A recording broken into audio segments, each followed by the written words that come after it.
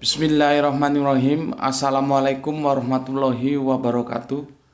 Ashadu an la ilaha illallah, ashadu anna Muhammad dan Rasulullah. Allahumma sholli ala sayyidina Muhammad wa ala ali sayyidina Muhammad. Allahumma sholli ala sayyidina Ibrahim wa ala sayyidina Ibrahim. Bil alaminna innaka hamidum majid. Alhamdulillah bisa bertemu lagi. Ya, kita melanjutkan kajian-kajian kita berikutnya. Dan sebelumnya kita ucapkan terima kasih dan kita panjatkan doa kepada semua yang mengambil bagian dalam aktivitas dakwah di channel YouTube Gus Beti ini ya. Semoga semuanya selalu dalam limpahan kasih sayang Gusti Allah Agung. Karena sebesar apapun, sekecil apapun ya, semuanya telah diperhitungkan oleh Gusti Allah Ingkang Maha Agung. Apakah kita ambil bagian dalam dakwah atau tidak? Maka jangan sampai dalam kehidupanmu kamu tidak pernah sama sekali pun mengambil bagian dalam dakwah. Karena sudah jelas katanya Kanjeng Nabi ya, sampaikanlah walau satu ayat. Ambil bagian dalam dakwah. Sebisa apa? Ya sebisa apa yang kamu bisa lakukan. Oke. Begini, kira-kira ini bukan kira-kira, aku pastikan ya, karena aku melihat daftar unggahan-unggahan kita ya.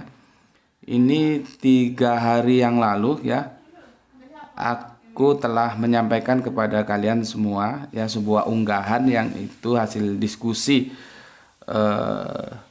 dengan guru terakhir ya, Gus Panani. Diskusi terakhir, bukan guru terakhir ya. Diskusi terakhir dengan almarhum Gus Panani di rumah seorang sahabat. Kalau kalian lihat yang ada wajah kental Arab itu yang tuan rumahnya ya, itu Cak Ahmad, konglomerat, masih muda, orangnya pintar ya. Di rumah beliau kita diundang diskusi. Sebetulnya kalau kita cermati sih apa hasil diskusi itu, meskipun itu seharusnya berlanjut tidaknya 2 atau 3 season lagi. Cuman sebetulnya sudah ada jawaban apabila ditanya sebetulnya kebangsaan Kanjeng Nabi Muhammad itu apa sih begitu. Ya. Gus Panani telah memberikan jawaban secara tepat. Tetapi aku akan memberikan lagi sebuah tanggapan untuk mengendorse ya, untuk mendorong supaya kalian lebih menjadi paham lagi, karena aku takut penjelasan itu lolos dari pengamatan kalian sehingga ketika kalian ditanya Kanjeng Nabi Muhammad itu kebangsaannya itu apa ya. Maka di kesempatan yang ba'da Jumat ini aku akan sedikit menjelaskan kepada kalian. Harusnya kita lihat dulu grafik di sini ya. Kita lihat grafik di sini.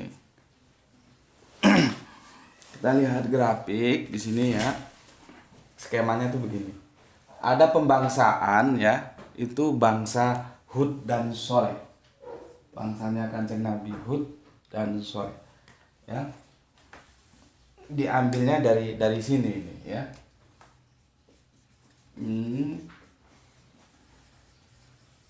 Oke, ya, dimana ini menurunkan ya kaumnya itu adalah kaum Ad plus Samud. Oke, nanti dari kaum Ad Samud ini dia terpisah menjadi 2 ya. Ini bagan ini akan membantu kalian untuk memahami ya, karena nanti kalau baca bukunya itu ya super ribet ya, harus punya perhatian khusus ya, kalau enggak ribet. Ini membantu kalian untuk memahami ya. Nanti terbagi 2, ada yang namanya Bakiyah. Di sini dia. Bakiyah. Nanti ada lagi di sini Baidah ya.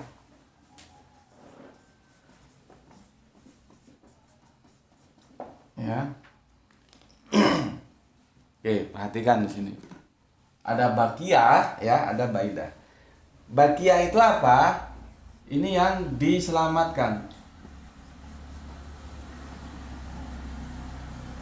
Ini sudah nggak ada, dimusnahkan. ya. Jadi Bakia ini yang diselamatkan, sedangkan Baidah ini yang dimusnahkan.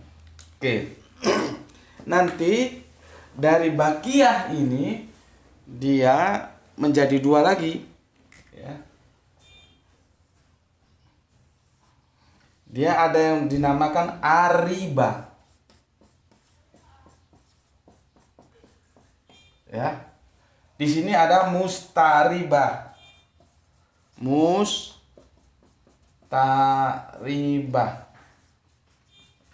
ya. Ariba itu adalah Bakia plus Bakia. Jadi Bakia sama Bakia. Bakia plus Bakia. Ini menjadi Ariba atau Arab, ya. Mustaribah ini Babylon. Perhatikan, di sini dia di krusialnya, Babylon plus Bakia itu. Ya. Maka kalau dalam kajian-kajian sejarah, ya, Ariba itu apa? Yang Arab itu ini loh, yang Arab itu, ya. Ini Arab nih. Ini Arab, ya. Sedangkan yang Mustaribah itu terarabkan, ya. Terarabkan.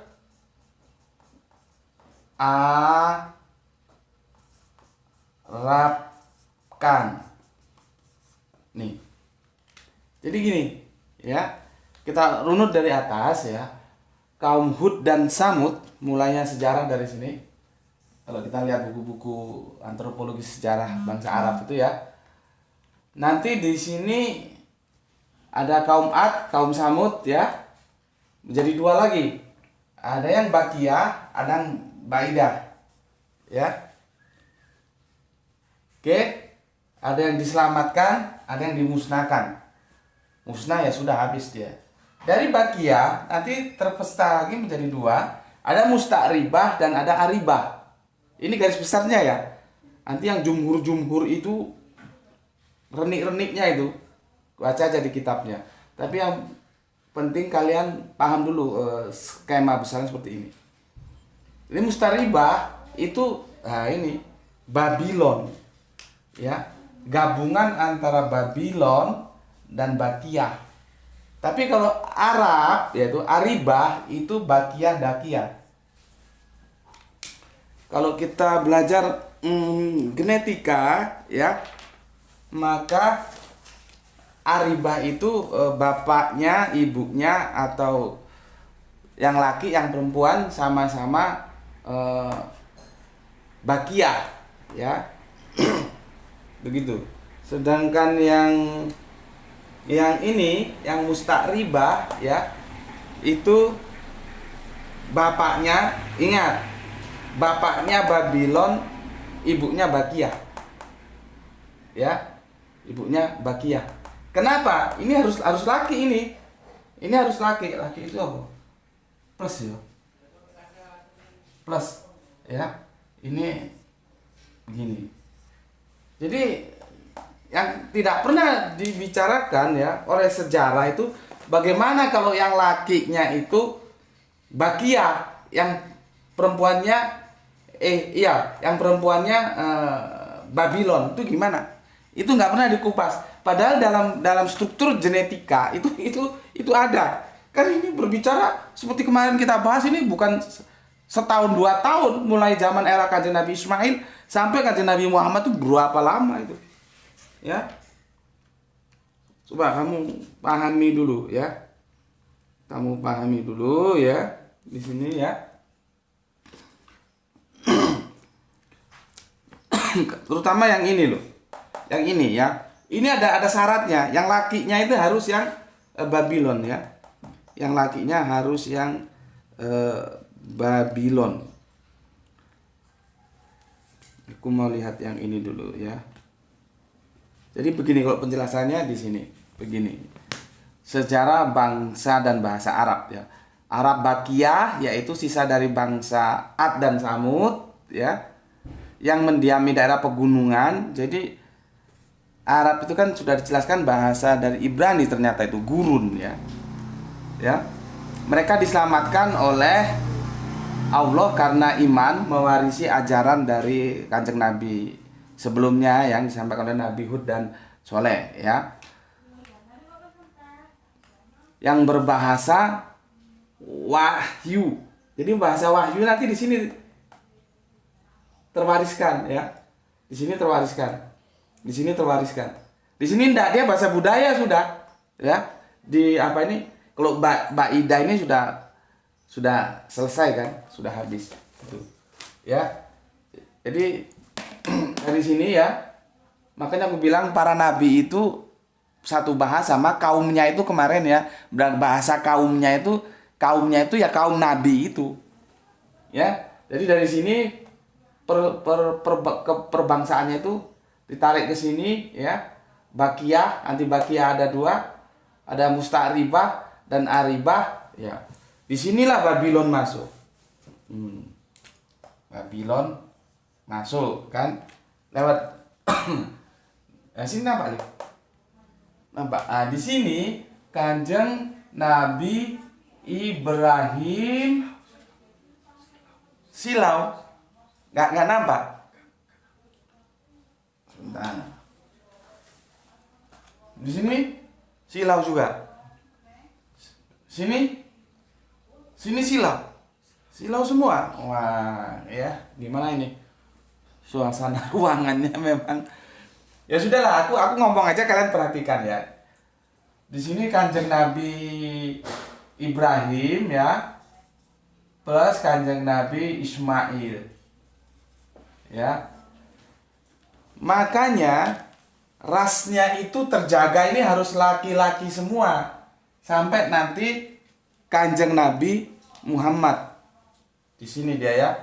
Kanjeng Nabi Muhammad. Ya, di sini Kanjeng Nabi Ibrahim dan Kanjeng Nabi Sulaiman. Lewat garis ini itu perkawinannya, percampuran antara Babylon dan Bakia itu harus ada syarat. Ini loh, yang laki-laki yang Babylon. Laki-laki semua ini. Ini laki semua, ini laki. Ini Babylon sampai nanti ke sini. Ya, yang laki ini Babylon semua ini.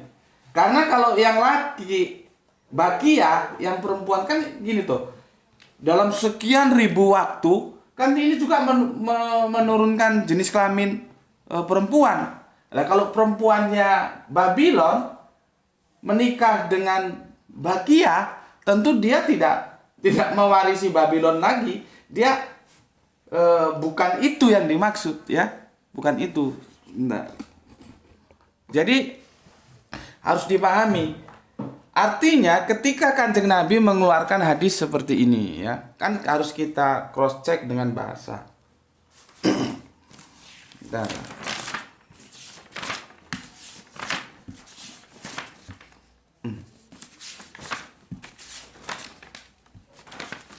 Tuh, mana dia? Sebentar ya. Supaya lebih clear. Nah, ini.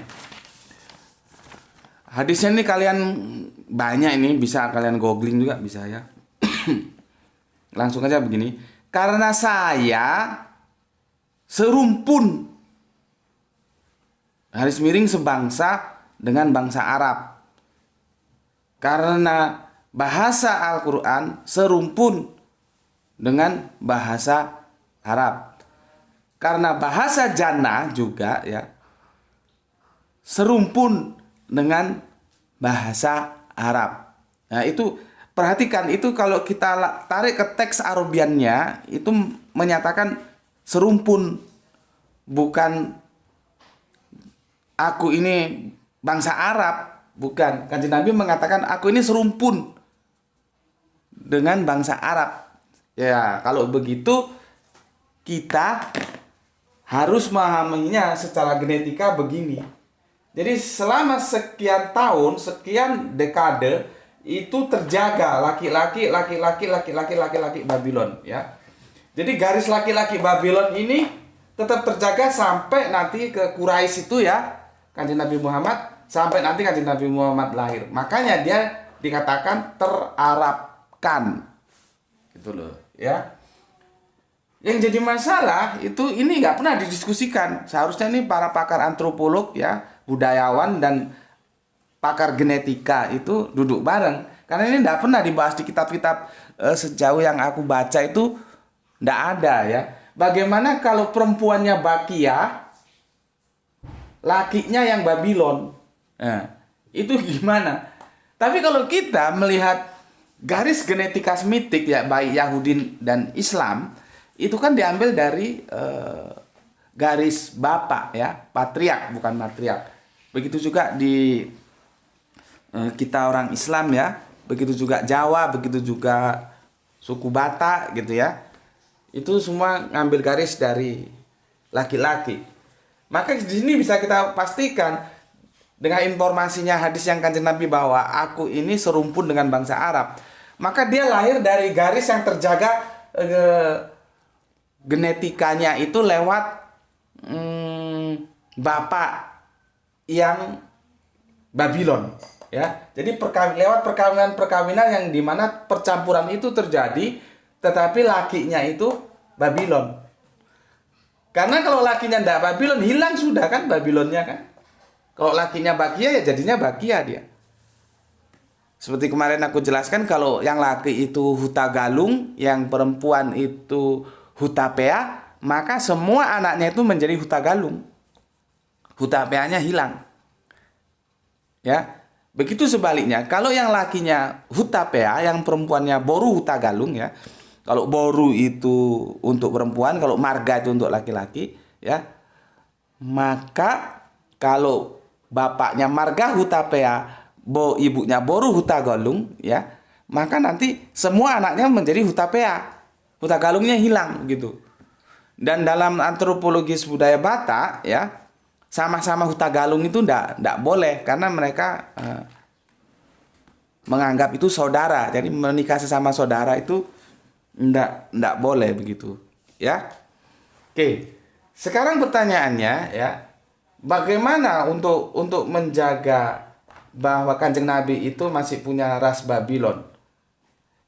Jawabannya tentunya lewat jalur perkawinan yang semua lakinya Babylon. Ya, kalau enggak ya enggak bisa. Ini bisa kita dari hadis Kanjeng Nabi itu sendiri mengatakan bahwa kecintaannya terhadap Arab itu salah satunya karena aku serumpun dengan bangsa Arab. Jadi bukan bangsa Arab tapi serumpun, ya. Maka perkawinan itu terjaga lewat penurunan garis lewat genetika laki-laki terus laki-laki sampai ke Kanjeng Nabi Muhammad. Lalu pertanyaannya ya, Kanjeng Nabi Muhammad ini kita secara genetika dulu loh ya. Lalu Kanjeng Nabi Muhammad itu posisinya di mana? Apa kebangsaan? Maka judul kita kali ini adalah kebangsaan Kanjeng Nabi Muhammad ya. Judul kita kali ini adalah di sini ya, kebangsaan Kanjeng Nabi Muhammad ya. Ini apa kebangsaan Kanjeng Nabi Muhammad ya?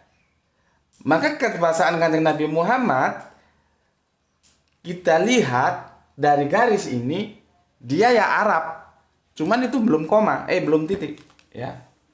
Ya, dia ada Arab. Tetapi Arab yang mana? Nah, itu yang harus dijelaskan. Kanjeng Nabi Muhammad itu Arab yang musta'ribah, bukan Arab yang riba. Paham ya? Jadi Arab itu ada dua nanti.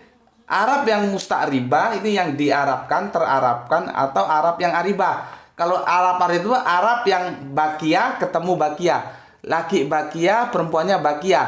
Tapi kalau yang musta'ribah itu lakinya Babylon ya, perempuannya itu bakia. Ya, karena garis kan dari laki aku jelaskan tadi. Jadi kalau ditanyain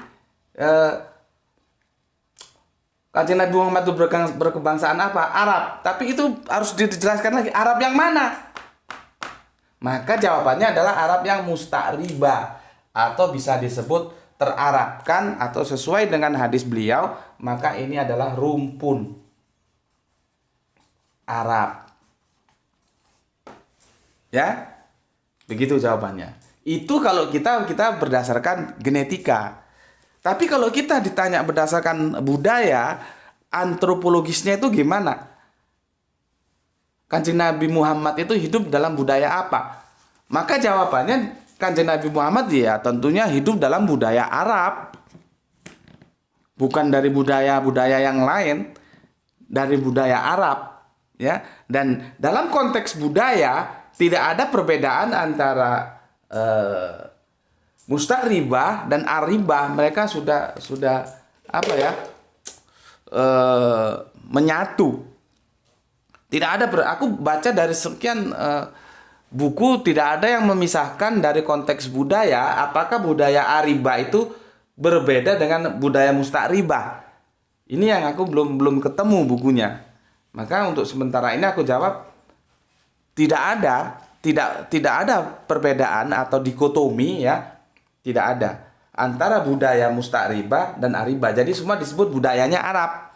Kalau demikian dalam tinjauan budaya bahwa Kanjeng Nabi Muhammad itu lahir, hidup, besar dan sampai wafat dalam antropologis dalam budaya Arab, ya.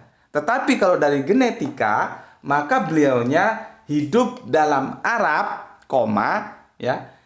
Arab yang mana? Yang musta'ribah. Bukan Arab yang aribah. Ya.